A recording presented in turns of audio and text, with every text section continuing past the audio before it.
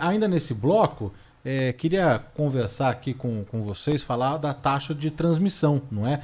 Da Covid-19, do coronavírus, que para essa semana no Brasil é a maior desde maio. Isso que aponta uma pesquisa, né, os dados da Imperial College de Londres, no Reino Unido, não é?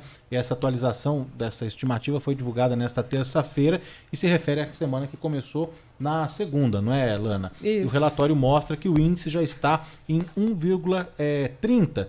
Isso significa que a cada 100 pessoas contaminadas transmitem o vírus para as outras 130, é isso? Isso, exatamente. E esse número vai aumentando de maneira muito rápida. Quando a taxa de transmissão está acima de 1, significa que a doença acelerou. A contaminação, o contágio está acelerado, já meio fora de controle. Abaixo de 1, a cada 100 pessoas contaminadas, a gente tinha, por exemplo, no comecinho do mês, a gente teve a menor taxa da história do Brasil nesse episódio terrível que é a pandemia. Foi 0,68. Ou seja, 100 pessoas contaminadas contaminavam 68 pessoas, numa segunda rodada 46, depois 31, depois 21.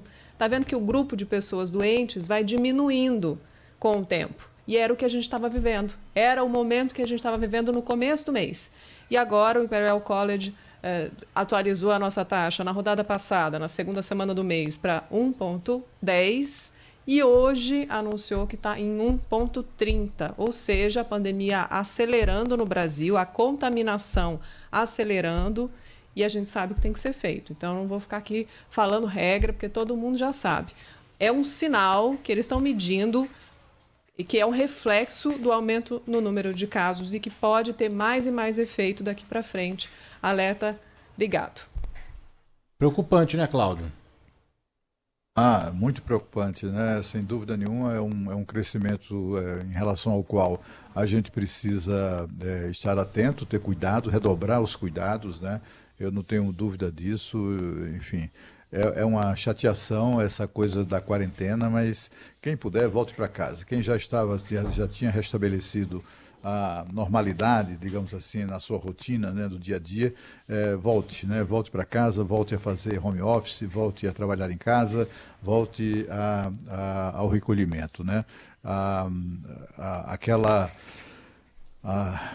assim, a gente tem que evitar todas as formas de aglomeração, né? Eu continuo vendo aí nos veículos de comunicação críticas ao sambão, não sei das quantas, ninguém está refletindo, não interessa, não é politicamente correto culpar o processo eleitoral por isso. Eu acho que esse recrudescimento do coronavírus, da Covid-19 no Brasil, foi provocado pela campanha eleitoral. Não tenho dúvida disso. É só você verificar o período da campanha e na sequência, o que é que aconteceu. Logo enfim, eu estou falando sobretudo nas duas, 3 semanas antes da eleição do primeiro turno, né? Foi ali que as campanhas pegaram fogo no Brasil todo.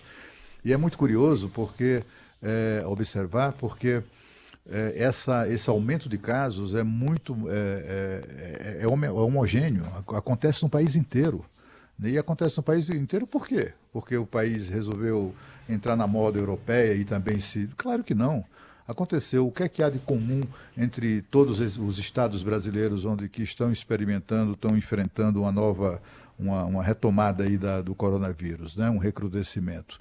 O que há de comum entre esses estados todos foi a eleição.